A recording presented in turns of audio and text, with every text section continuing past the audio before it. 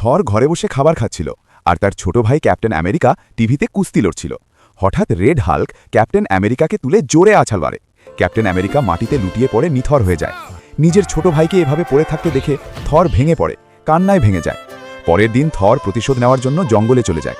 সেখানে সে ভোরে ফল খায়, প্রতিদিন পানির মধ্যে 400 কিলোমিটার দৌড়ায় এবং সকালবেলা পাথরের বিশাল চাটান ভেঙে অনুশীলন করে। এভাবে টানা 5 বছর কেটে যায়।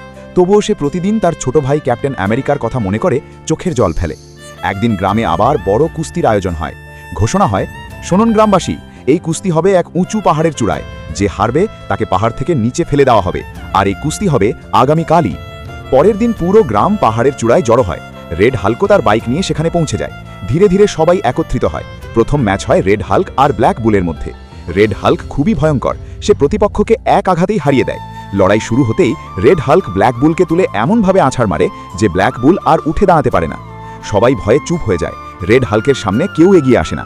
ঠিক তখনই থর সামনে এগিয়ে আসে, তার ছোট ভাই ক্যাপ্টেন আমেরিকার প্রতিশোধ নিতে। পুরো গ্রামের চোখ থরের দিকে স্থির হয়ে যায়। সবাই বলতে থাকে, থর রেড হাল্কের সঙ্গে লড়বে। দুজন মুখোমুখি দাঁড়ায়, লড়াই শুরু হয়।